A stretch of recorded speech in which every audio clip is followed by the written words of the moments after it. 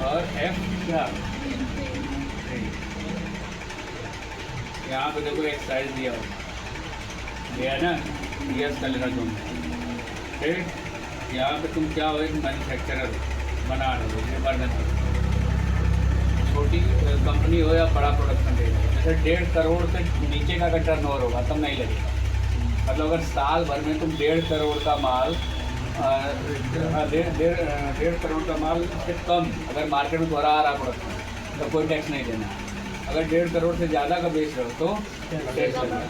ठीक, तो हम लोग रेगुलर में रहते हैं, बड़ी कंपनी, एक्साइज सीखना है तो रेगुलर मतलब बड़ी कंपनी। ECC है, ठीक है, ECC होता है एक्साइज कलेक्शन नंबर करके है, जितना भी एक्साइज टैक्स कटेगा इसी खाते में जाएगा जो हमका, ये हमको मिलेगा एक्साइज नंबर। ठीक है, कितने नंबर? 15 भर देना, 15 दिन। ठीक है, जब एंटर करोगे तो खुद यहाँ सजेशन देगा ये फॉर्मेट होता है। फिर बता रहा ना, set alter excise tariff rate, yes कर देना। ये टैरिफ का नाम पूछ रहा है, जैसे किस चीज़ पे लग रहा है, हमने इसका नाम दे दिया मोबाइल प्रोडक्शन। ठीक है, HSN कोड ये भी तुम्हें मिलेगा 6 अंकों का, 2 8 अंकों का, तो भर लेते हैं 8 अंकों का यहाँ पे। तो 8 7 6 5 4 3 2 8, ठीक है, 8 अंकों का है। ठीक, ये कह रहा है यूनिट क्या, यही यू लिखना था, यही यू। ठीक है, नंबर कितना परसेंट, मतलब 3% तक ये भर देगा, इतना हो जाएगा। बैक करके आना अकाउंट इनको, फिर लेजर पे क्रिएट, एक एक्साइज नाम से बनाएंगे हम लोग लेजर एक्साइज। ठीक है, किसमें रखेंगे,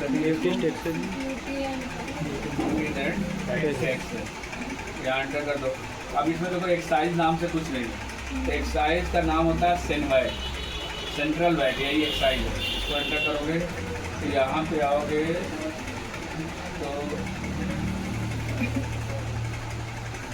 बेसिक एक्साइज ड्यूटी है, दिया ना, यही सेलेक्ट कर लें, एंटर कर। कितना परसेंट लगा था, भरने का मन होगा तो भर सकते हो। ठीक, इसके बाद एक काम ये हमने कर लिया, एक्साइज कोई भी कस्टमर हो सकता है, इसमें कस्टमर मायने नहीं रखता, किसी को भी बना के बेच सकते। ठीक है, बैक करके अल्टर होगा, पहले से अल्टर पे चलेगा, अरे सेल्फ यहाँ पे यस कर लेना है। यहाँ एक साइज कर लिया होगा, ये इसको क्या करोगे, अप्लीकेबल, और इसको यस टैरिफ का नाम डाल दो, क्या काम है, मोबाइल रिपेयर है, क्या था, मोबाइल प्रोडक्शन, वही नाम भरना जो वहाँ से लिए। HSN कोड था 8 7 6 8, यहाँ यू लेना हमें, कितना परसेंट, 3 यहाँ पर है, सेव कर इतना हो जाएगा। बैक करके वापस यहीं से चले जाना इन्वेंट्री इन्फो में, गोडाउन पे चले, गोडाउन लिख के आ रहा ना, एक्साइज यूनिट लिखा है, गोडाउन अल्टर में चले। अब ये माल क्योंकि हम बना रहे हैं, पहला काम करते हैं कि नया माल ले लेते ताकि क्लियर हो जाए। स्टॉक आइटम में जाएंगे न्यू, अब ये खरीदेंगे बेचेंगे नहीं, हम बना रहे हैं, तो न्यू नोकिया रखेंगे, तो रख देते हैं नोकिया को। एंड्रॉयड का फ़ोन है, पेज में है, और यहाँ पे आकर के इसको हम लोग क्लियर,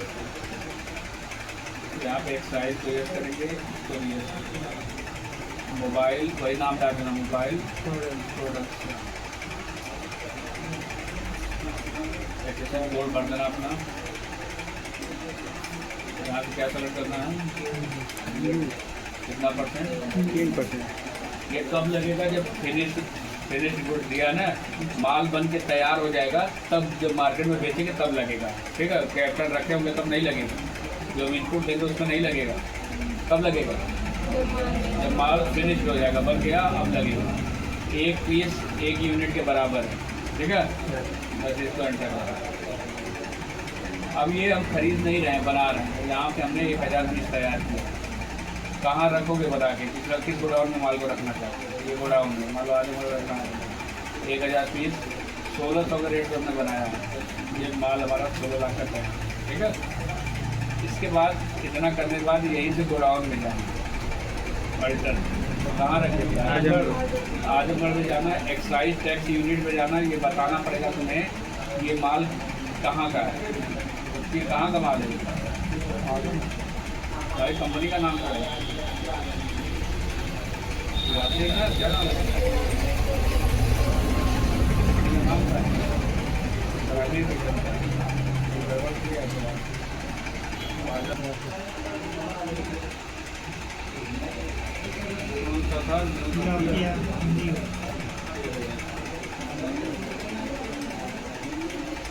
ये गोडाउन दिखाने का इतना हम निकाल रहे हैं, हमारे 900 रुपये निकाल रहे हैं। इस रेट पर हमने बनाया था 1700 पे बेच रहे। ये हो गया 15,30,000। 1 एंटर 2 एंटर एक्साइज लग गया 3%, 75 लाख, अरे 15,75,900 रुपये, ये है ना। फिर F6 करके पैसे रिसीव कर लेना कैश, कितना लेना, क्या नाम है कस्टमर का, अनिल।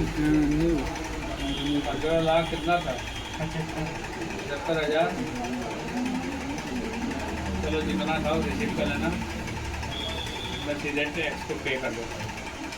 पे करने का क्या तरीका है, F5 और अल्ट के साथ यस एस। क्या पे करना हमें, एक्साइज कब से करना है, 1 अप्रैल 2030 से लेके 1 मई 2030 तक। यहाँ से कैश लेना था और यहाँ का लेना हमें एक्साइज। कितना एक्साइज बन रहा है, 45,900। यही है, हो गया रिसीव पूरा, 0 हो गया। 0 होने के बाद जब बाहर आएंगे तो चला